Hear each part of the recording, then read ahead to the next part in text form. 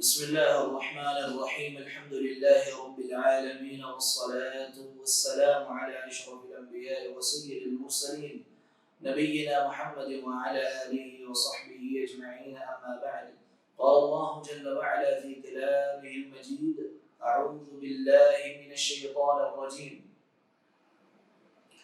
إن الذين آمنوا والذين هادوا والنصارى والصابئين من آمن بالله واليوم الآخر وعمل صالحا فلهم أجرهم عند ربهم ولا خوف عليهم ولا هم يحزنون.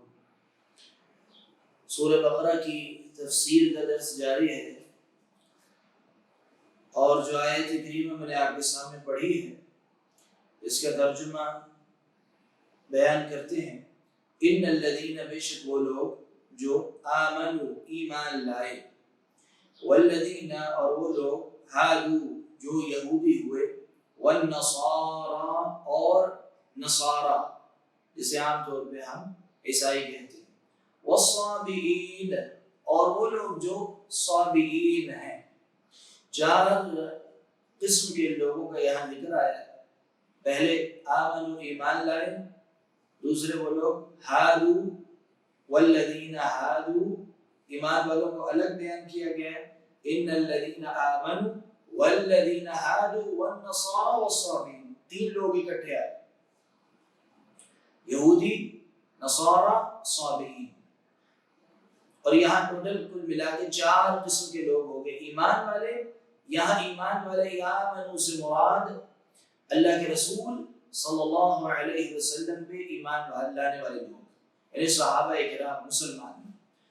والذین ہادو اور وہ لوگ جو یہودی ہوئے اور جو نصارہ ہیں اور جو صابئین ہیں.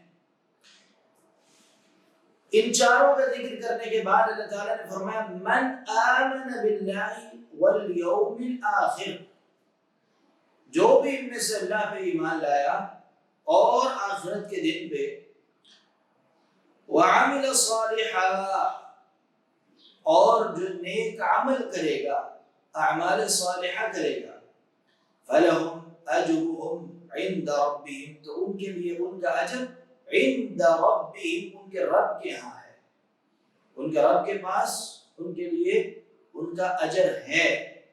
یعنی جو بھی اللہ تعالیٰ پہ ایمان لائے، آخرت پہ ایمان لائے، اعمال صالحہ کرے تو اس کے لیے اس کا اجر ہے اس کے رب کے پاس. جو بھی ان چار لوگوں میں سے یہ کام کرے گا، وَلَا خَوْفٌ عَلَيْهِمْ وَلَا هُمْ يَحْزَنُونَ، نہ ان کے اوپر کوئی خوف ہوگا، وَلَا هُمْ يَحْزَنُونَ نہ وہ غمگین ہوں گے. یہ سورہ بقرہ کی آیت کریمہ ہے. اس کا سادہ سا ترجمہ پڑھیں تو بے شمار سوالات پیدا ہوتے ہیں. سب سے پہلے تو ہم اس بات کو سمجھیں گے کہ اس آیت کریمہ کو جہاں بیان کیا گیا ہے، اس سے پہلے اور بعد میں جو آیات ہیں ان آیات سے اس آیت کریمہ کا کیا تعلق ہے. پچھلی آیات میں اور اس آیت کریمہ کے بعد آنے والی آیات میں اللہ رب العزت نے بنی اسرائیل پہ کیے جانے والے انعامات کا ذکر کیا ہے. پہلے ہم یہی موضوع پڑھتے آ رہے ہیں اور اچانک یہ آیت کریمہ آتی ہے کہ کامیابی کا راستہ کیا ہے، اگر اللہ کے ہاں اجر چاہتے ہو تو کیا کرو. اور پھر اس آیت کریمہ کے فوراً بعد دوبارہ بنی اسرائیل پہ کیے جانے والے انعامات کا ذکر ہوگا اور ان کی ناشکریوں کا، نافرمانیوں کا ذکر ہوگا اور ان پہ اللہ رب العزت کی طرف سے جو عذاب آیا اس کا ذکر ہوگا. تو پچھلی آیات اور اس کے بعد والی آیات ایک ہی موضوع ہے. درمیان میں اللہ رب العزت نے انہیں سیدھے راستے کی دعوت دی ہے. اب یہاں چار قسم کے لوگوں کا ذکر کیا گیا اور کہا گیا کہ ان میں سے جو بھی ایمان لائے گا اللہ پہ، آخرت کے دن پہ اور عمل صالح کرے گا تو اللہ کے ہاں اپنا اجر پائے گا. اور وہ 4 قسم کے لوگ کون سے؟ نمبر 1 ایمان لانے والے جو آپ صلی اللہ علیہ وسلم پہ ایمان لائے. یہ بات تو کلیئر ہے، واضح ہے. جو بھی اللہ کے رسول صلی اللہ علیہ وسلم پہ ایمان لانے والا ہے وہ اللہ تعالیٰ پہ ایمان لائے گا، آخرت پہ ایمان لائے گا، عمل صالح کرے گا، کامیابی کی طرف جائے گا، اللہ تعالیٰ کے ہاں اس کا اجر پائے گا. سوال یہ ہے کہ اس کے ساتھ یہودیوں کا، نصارہ کا اور صابئین ان کا جو ذکر کیا گیا ہے، کیا ان میں سے بھی اگر کوئی آج کے دور میں اللہ رب العزت پہ ایمان لے آئے اور آخرت پہ ایمان لے آئے اور عمل صالح کر دے تو کیا کامیاب ہو جائے گا؟ آج کا یہودی، آج کا عیسائی یا اپنے آپ کو صابئین میں شمار کرنے والا، کہ آج کے دور میں بھی اگر اللہ رب العزت پہ ایمان لے آئے، آخرت کے دن پہ ایمان لے آئے اور عمل صالح کرے، یہودی رہے، عیسائی رہے، صابئین میں سے رہے، صرف یہ 3 کام کر لے، اللہ پہ ایمان، آخرت کے دن پہ ایمان اور عمل صالح، تو کیا اللہ کے ہاں وہ اجر پائے گا کہ نہیں پائے گا؟ اس کا جواب یہ ہے کہ یہودیوں کے لیے یہ بات تب تھی جب اللہ کے رسول صلی اللہ علیہ وسلم ابھی تشریف نہیں لائے تھے. آپ صلی اللہ علیہ وسلم کے آنے کے بعد پچھلی ساری شریعتیں منسوخ ہو گئی. یعنی تب جب موسیٰ علیہ السلام تھے، ان کی موجودگی میں جو اللہ پہ ایمان لاتا، آخرت کے دن پہ ایمان لاتا، عمل صالحہ کرتا، تو ان لوگوں کے لیے یہ فضیلت بیان کی جا رہی ہے. یا وہ نصارہ جو عیسیٰ علیہ السلام کے سامنے تھے، یا وہ صابئین جو آپ صلی اللہ علیہ وسلم کی بعثت سے پہلے تھے.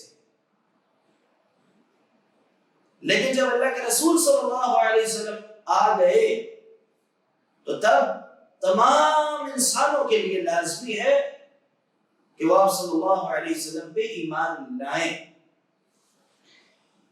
اس لیے کہ اگر کوئی یہودی ہے جو تورات پہ ایمان لاتا ہے، اگر کوئی نصرانی ہے، عیسائی ہے جو انجیل پہ ایمان لاتا ہے، تو تورات اور انجیل میں اللہ کے رسول صلی اللہ علیہ وسلم کی نبوت اور رسالت یا آپ کے آخری نبی و رسول ہونے کا ذکر موجود ہے.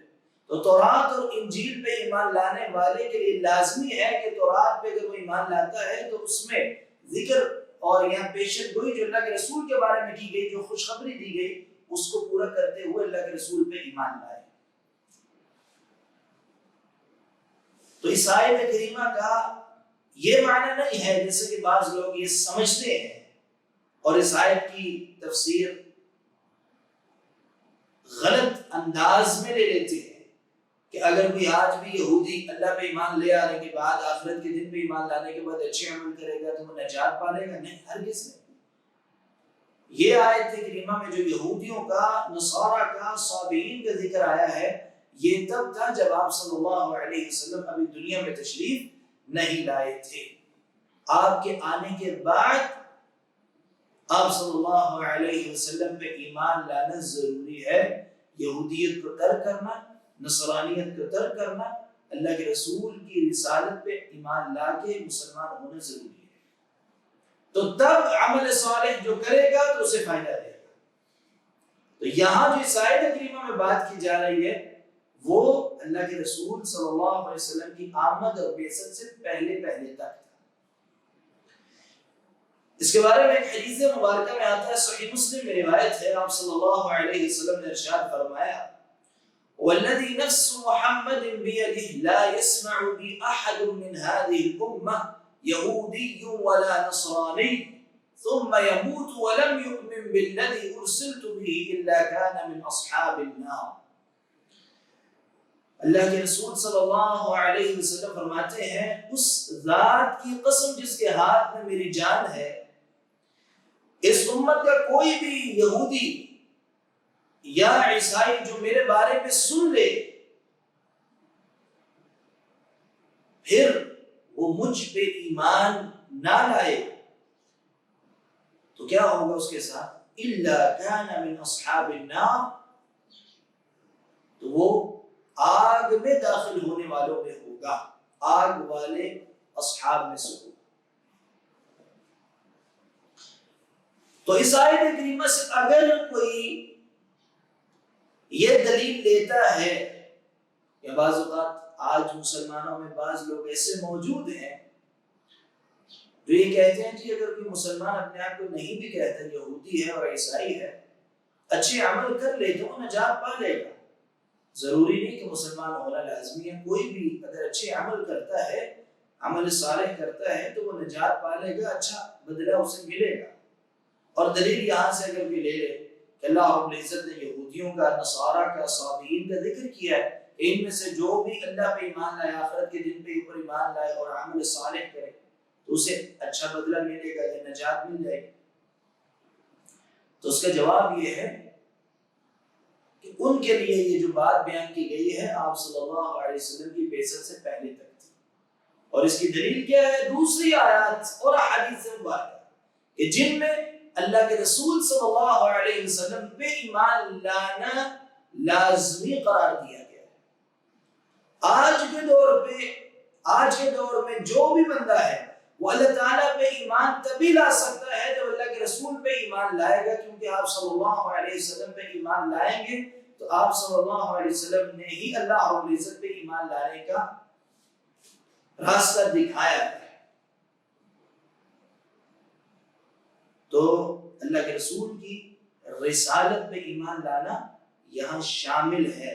جب ہم آیت کے یہ حصہ پڑھیں گے، من آمن باللہ والیوم الآخر وعمل صالحا، اب یہاں یہ جو تین لوگوں کا ذکر آیا ہے، والذین ہادو، وہ لوگ جو ہادو یہودی ہوئے، یہودی یا یہود کن کی طرف نسبت ہے اس کے بارے میں مختلف اقوال ہیں۔ ایک قول یہ ہے، یہ لفظ نکلا ہے ہدنا الیہ، ہدنا الیہ، توبہ جن لوگوں نے کی، جو لوگ لوٹے، ان کے اس عمل کی وجہ سے انہیں ہادو نام دیا گیا ہے، لوٹنے والے، توبہ کرنے والے۔ دوسرا قول ہے کہ یہود کی جو یہ نسبت ہے یہ یعقوب علیہ السلام کے ایک بیٹے یہوذا کی طرف ہے، یہوذا، اور جب یہوذا کو عربی زبان میں پکاریں گے تو کہیں گے یہودا، تو یہودا کی طرف نسبت دینے کی وجہ سے یہود کہلائے لوگ۔ اور یہود موسیٰ علیہ السلام کی پیروی کرنے والے تھے، بنی اسرائیل میں سے یہود موسیٰ علیہ السلام کی پیروی کرتے تھے۔ اس کے بعد اس آیت کریمہ میں نصارہ کا ذکر آیا ہے۔ نصارہ لفظ یا اس کی وجہ تسمیہ میں بھی اختلاف ہے۔ ایک قول کے مطابق نصارہ سے مراد وہ لوگ ہیں جنہوں نے کہا نحن انصار اللہ، انصار اپنے آپ کو کہا، مدد کرنے والے، نصارہ۔ اور دوسرا قول یہ ہے کہ نصارہ ایک بستی کی طرف نسبت ہے، اس بستی کی طرف نسبت کی وجہ سے نصارہ کو نصارہ کہا گیا۔ اور نصارہ عیسیٰ علیہ السلام کے پیروکار تھے یا ہیں۔ یہودی موسیٰ علیہ السلام کے پیچھے چلنے کا دعویٰ کرتے ہیں اور نصارہ عیسیٰ علیہ السلام کے پیچھے چلنے کا دعویٰ کرتے ہیں۔ تیسرا گروہ یہاں بیان کیا گیا والصابئین۔ صابئین کون سے لوگ ہیں؟ ان کے بارے میں آپ نے زیادہ نہیں سنا ہوگا، یہود و نصارہ کا ذکر تو اکثر و بیشتر آتا رہتا ہے۔ صابئین کا واحد ہے صابئ، صابئ کا معنی ہوتا ہے ایک دین کو چھوڑ کر دوسرے دین کی طرف جانے والا، ایک دین کو ترک کر کے دوسرے دین کی طرف داخل ہونے والا، یہ اس کا لغوی معنی عربی زبان میں۔ اور جب مکہ میں لوگ مسلمان ہوتے، شرک کو چھوڑ کر توحید کی طرف آتے، اسلام لاتے، تو مشرکین مکہ بھی مسلمان ہونے والوں کو صابئ کہا کرتے تھے۔ یہ تھا لغوی معنی۔ لیکن یہاں صابرین سے مراد کون سے لوگ ہیں، اس میں مختلف علماء کی آراء ہے، کافی اختلاف ہے۔ بعض کہتے ہیں کہ صابرین وہ لوگ ہیں جن کا کوئی دین نہیں تھا، جو کسی دین کی طرف نسبت نہیں دیتے، نہ اپنے آپ کو یہودی کہتے تھے، نہ اپنے آپ کو نصارہ کہتے تھے، بلکہ کسی دین کی طرف نسبت نہیں دیتے تھے۔ اور ایک قول کے مطابق یہ نصارہ کا ایک گروہ تھا صابرین، اور ایک قول کے مطابق یہ وہ لوگ تھے جو ستاروں کی عبادت کرنے والے تھے۔ مختلف اقوال ہیں صابرین کے بارے میں۔ سب سے مشہور قول یہ ہے کہ صابرین وہ لوگ تھے جو اپنی نسبت کسی دین کی طرف نہیں دیتے تھے۔ تو اللہ رب العزت نے ان تینوں گروہوں کا ذکر کیا اور فرمایا ایمان والوں کے بعد یہ تینوں گروہوں کا ذکر کر کے کہ جو بھی ان میں سے اللہ پہ ایمان لائے، آخرت کے دن پہ ایمان لائے اور عمل صالح کرے تو اللہ کے ہاں اپنا اجر پائے گا۔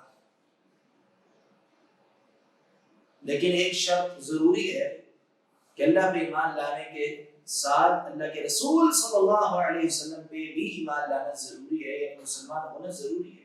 یہودی رہتے ہوئے اللہ کے رسول صلی اللہ علیہ وسلم پہ ایمان نہ لاتے ہوئے کوئی بھی ہدایت نہیں پا سکتا، کوئی بھی نجات نہیں پا سکتا۔ قرآن پاک کی ایک آیت کریمہ ہے، اللہ تعالیٰ نے ارشاد فرمایا سورہ آل عمران میں وَمَن يَبْتَغِ غَيْرَ الْإِسْلَامِ دِينًا فَلَن يُقْبَلَ مِنْهُ، اور جو اسلام کے علاوہ کوئی اور دین تلاش کرے تو وہ اس سے ہرگز قبول نہیں کیا جائے گا۔ تو آج کے دور میں نجات حاصل کرنے کے لیے مسلمان ہونا ضروری ہے، آپ صلی اللہ علیہ وسلم پہ ایمان لانا ضروری ہے۔ فَلَهُمْ أَجْرُهُمْ عِنْدَ رَبِّهِمْ، تو ان کے لیے ان کا اجر ان کے رب کے پاس ہے۔ وَلَا خَوْفٌ عَلَيْهِمْ وَلَا هُمْ يَحْزَنُونَ، نہ ان کو کوئی خوف ہوگا مستقبل کا اور نہ وہ غمگین ہوں گے۔ اور یہ دونوں اعزاز نجات پانے والے لوگوں کے لیے ہیں، جنت میں جانے والوں کے لیے، کہ نہ انہیں کوئی خوف ہوگا اور نہ انہیں کوئی غم ہوگا۔ تو جسے نہ کوئی خوف ہے نہ غم ہے، اس کا مطلب کہ وہ لوگ نجات یافتہ لوگ ہیں۔ تو اس آیت کریمہ کو یہاں اللہ رب العزت نے بنی اسرائیل کے بارے میں بیان کرنے کے درمیان جو ذکر کیا ہے اس کا مقصد یہی ہے کہ بنی اسرائیل کو نصیحت کی جائے کہ حقیقی ایمان کے راستے میں چلو، اعمال صالحہ کرو، اللہ تعالیٰ کی نافرمانیوں سے بچو، تو تمہیں اللہ تعالیٰ کی طرف سے اجر ملے گا، تمہیں کوئی خوف نہیں ہوگا، کوئی غم نہیں ہوگا۔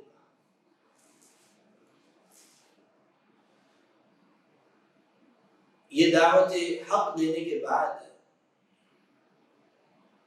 اس کے بعد آگے اللہ رب العزت نے فرمایا وَإِذْ أَخَذْنَا مِيثَاقَكُمْ وَرَفَعْنَا فَوْقَكُمُ الطُّورَ خُذُوا مَا آتَيْنَاكُمْ بِقُوَّةٍ وَاذْكُرُوا مَا فِيهِ لَعَلَّكُمْ تَتَّقُونَ۔ دوبارہ بنی اسرائیل کے اوپر کی جانے والی نعمتوں کا ذکر آ رہا ہے۔ وَإِذْ أَخَذْنَا مِيثَاقَكُمْ، اور جب ہم نے تم سے میثاق لیا، پختہ وعدہ لیا، وَرَفَعْنَا فَوْقَكُمُ الطُّورَ، اور تمہارے اوپر پہاڑ کو بلند کر دیا، طور پہاڑ۔ خُذُوا مَا آتَيْنَاكُمْ بِقُوَّةٍ، اور کیا فرمایا؟ پکڑو، خُذُوا پکڑو جو ہم نے تمہیں دیا ہے، بِقُوَّةٍ طاقت کے ساتھ، قوت کے ساتھ پکڑو۔ وَاذْكُرُوا مَا فِيهِ لَعَلَّكُمْ تَتَّقُونَ، اور جو اس میں ہے اسے یاد کرو تاکہ تم متقی بن جاؤ، بچ جاؤ۔ اس آیت کریمہ میں اللہ رب العزت نے دوبارہ بنی اسرائیل کے اوپر ان کی بد کرداریوں اور نافرمانیوں کی وجہ سے جو ذلت، مسکنت اور اپنا غضب نازل کیا، اس کے باوجود بھی اللہ رب العزت نے بار بار انہیں مہلت دی، اپنی اصلاح کا موقع دیا. اور یہاں بھی اللہ تعالیٰ نے ان سے ایک وعدہ لیا اور فرمایا وَإِذْ أَخَذْنَا مِيثَاقَكُمْ، اور جب ہم نے تم سے پختہ وعدہ لیا. وَرَفَعْنَا فَوْقَكُمُ الطُّورَ، اور وعدہ لیتے ہوئے اللہ رب العزت نے پہاڑ ان کے اوپر کھڑا کر دیا کہ اگر یہ وعدے سے پھریں گے تو پہاڑ ان کے اوپر گرا دیا جائے. ان کے پاس بھاگنے کی، وعدہ خلافی کرنے کی یا اعراض کرنے کی کوئی صورت نہیں، انہیں لینا ہی لینا تھا کیونکہ پہاڑ ان کے سروں پہ تھا. اور فرمایا خذوا ما آتیناکم بقوہ، جو ہم تمہیں دے رہے ہیں اسے مضبوطی سے پکڑو.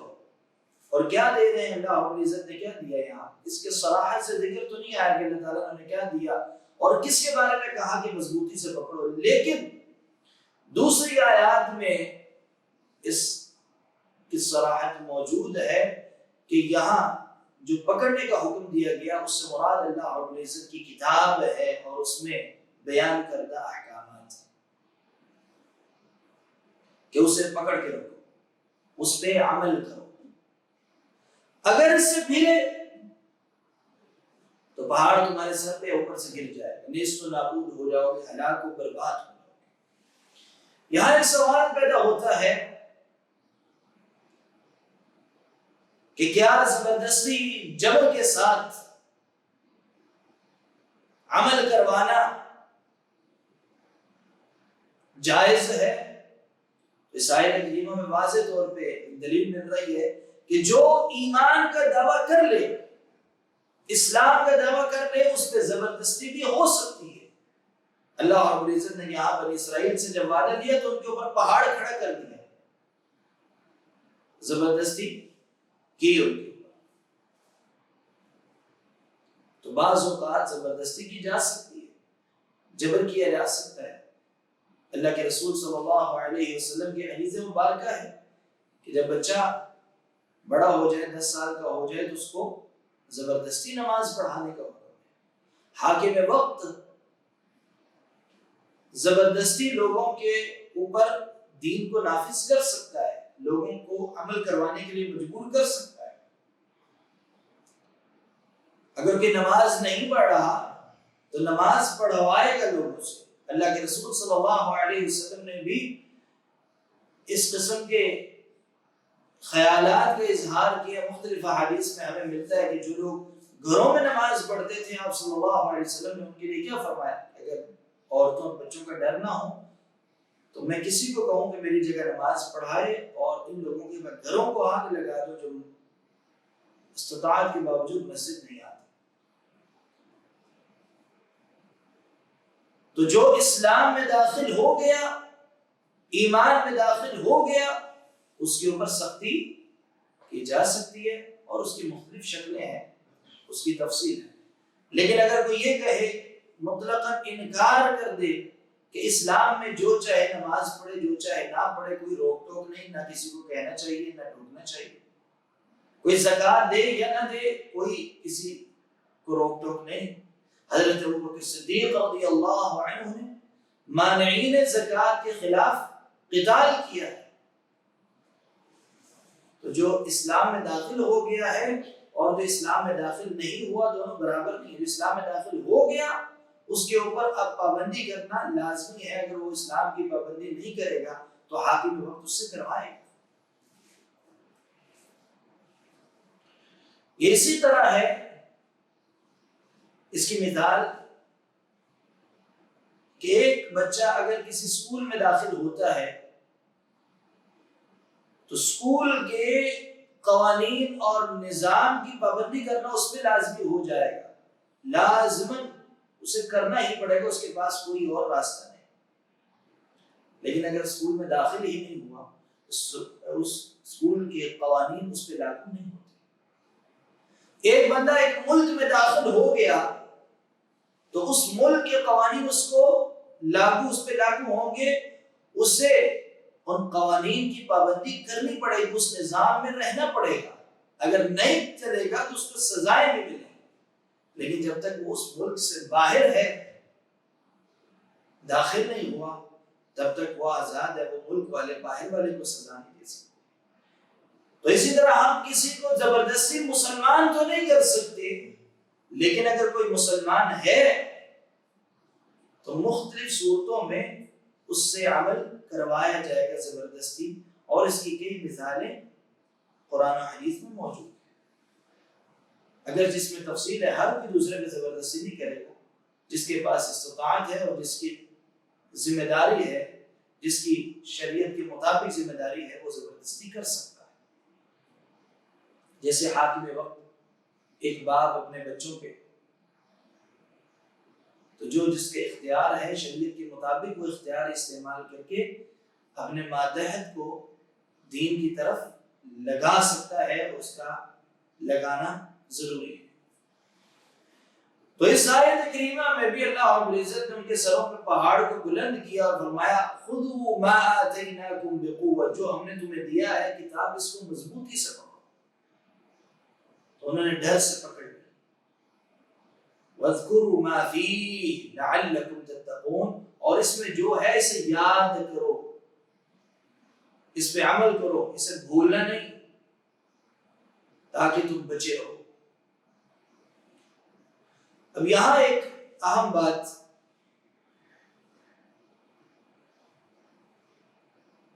کہ زبردستی جب جبر کے ساتھ جب سیدھے راستے پہ چلایا جاتا ہے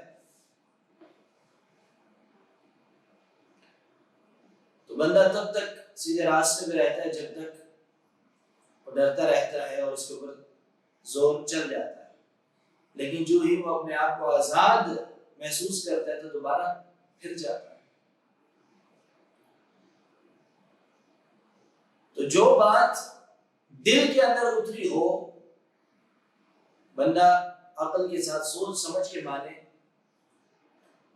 دل کے اندر جو بات اتر جائے تو وہ ہر حالت میں اس پہ قائم رہتا ہے، چاہے اس میں زبردستی کی جائے یا نہ کی جائے۔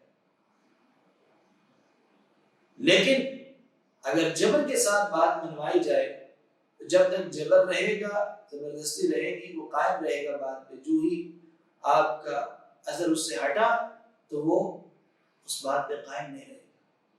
بنی اسرائیل بھی اس کے بعد دوبارہ پھر گئے، انہوں نے اللہ کی کتاب کو چھوڑ دیا، تو اللہ رب العزت نے فرمایا کہ جو یہ وعدے سے تم پھرے، اس پختہ میثاق کو تم نے توڑ دیا، کنارہ کشی کر دی، اور تورات میں تحریف کی، اس کو مضبوطی سے پکڑنے کے بجائے، اس کو یاد رکھنے کے بجائے اس میں تحریف کی، اس کی آیات کو چھپایا، اللہ تعالیٰ کے انبیاء کی نافرمانی کی، تو اللہ رب العزت نے فرمایا ثم تولیتم، پھر تم اس کے بعد پھر گئے، وعدہ کرنے کے باوجود پھر گئے۔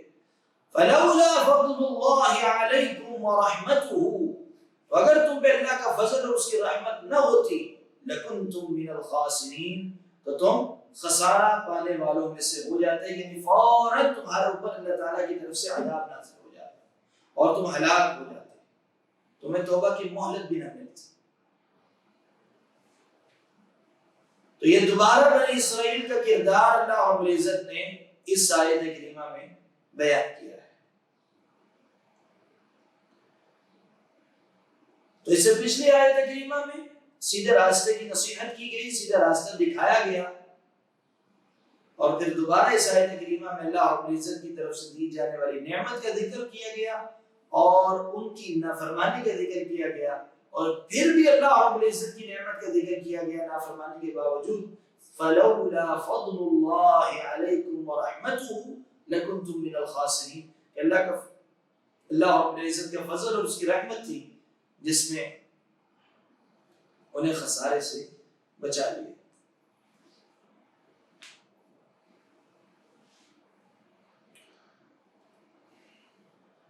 ان دو آیات سے بے شمار فوائد نکلتے ہیں۔ سب سے پہلی بات،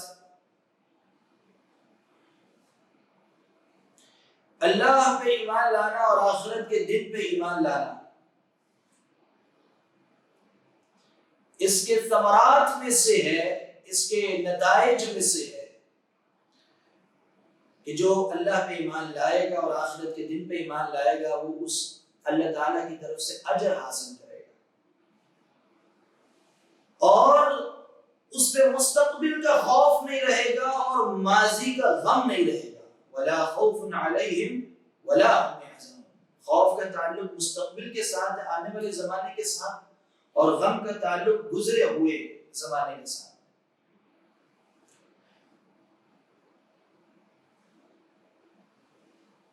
اس کے بعد دوسرا بڑا فائدہ یہ نکلتا ہے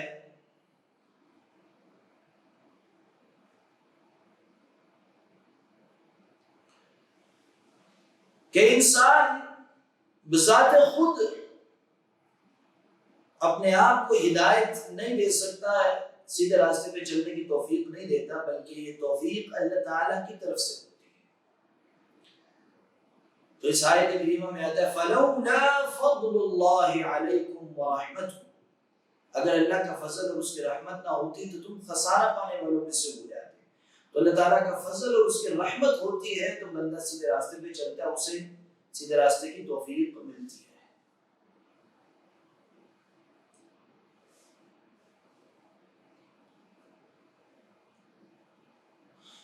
اس کے بعد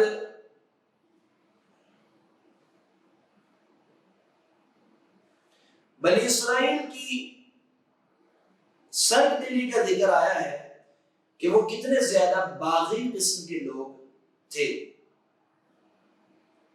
آج بھی یہود و نصارہ کس طرح ضدی اور گمراہی میں ڈٹے رہنے والے لوگ ہیں کہ جب تک ان کے اوپر اللہ رب العزت نے پہاڑ کو کھڑا رکھا تو ڈر کے مارے ایمان لے آئے، اور جب پہاڑ ہٹایا گیا تو دوبارہ پھر گئے۔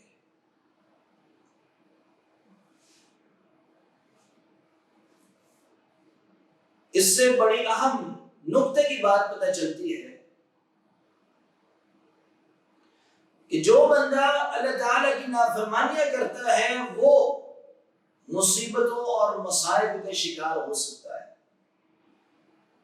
ایسی جگہ جہاں اللہ تعالیٰ کی نافرمانیاں ہوں وہاں زلزلے بھی آئیں گے، وہاں طوفان بھی آئے گا، سونامی بھی آئے گا، وہاں بیماریاں وبائیں پھیلیں گی۔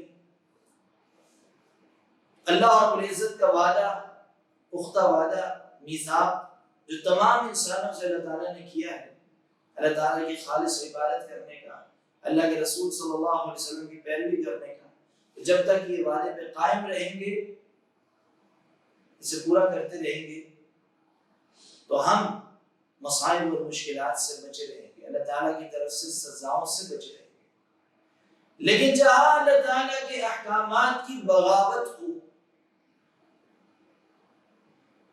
اور لوگ اپنے آپ کو آزاد سمجھیں کہ ہمیں کسی دین پہ عمل کرنے کی ضرورت ہی نہیں، جو چاہیں کریں، ہر خواہش پوری کریں، حلال و حرام کی تمیز ختم ہو جائے، تو ایسی جگہ پہ اللہ رب العزت کی طرف سے عذاب نازل ہوتا ہے ایسے لوگوں پہ۔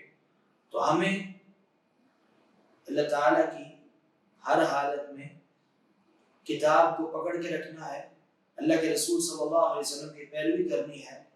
جب تک ہم کرتے رہیں گے تب تک ہم خسارے سے بچے رہیں گے، اور جو اس راستے سے دور ہوگا تو اللہ تعالیٰ نے بنی اسرائیل کے اوپر پہاڑ لا کے ان کو ڈرایا، تو آپ صلی اللہ علیہ وسلم نے بھی اور قرآن پاک کی بے شمار آیات میں اللہ تعالیٰ نے نافرمانیوں سے ڈرایا ہے کہ جو زمین میں فساد پھیلاتا ہے تو اللہ رب العزت دنیا میں ہی سزائیں عطا کرتا ہے، اور فساد پھیلانے سے بعد جو اللہ تعالیٰ کی نافرمانیاں کرتا ہے، اللہ تعالیٰ کی ناشکری کرتا ہے، اللہ تعالیٰ دنیا میں ہی انہیں سزائیں عطا کرتا ہے۔ تو یہ تھی دو آیات آج کے درس میں جو بیان کی گئی ہیں۔ اللہ رب العزت سے دعا ہے اللہ تعالیٰ ہمیں سمجھنے کی توفیق عطا فرمائے۔ اس سے اگلی آیت کریمہ ذرا تفصیلی آیت ہے، اس لیے کہ اس میں ایک لمبا واقعہ بیان ہو رہا ہے جو انشاءاللہ ہم اگلی میں مجلس میں بیان کریں گے۔ وصلی اللہ علی نبینا محمد وعلی آلہ وصحبہ اجمعین۔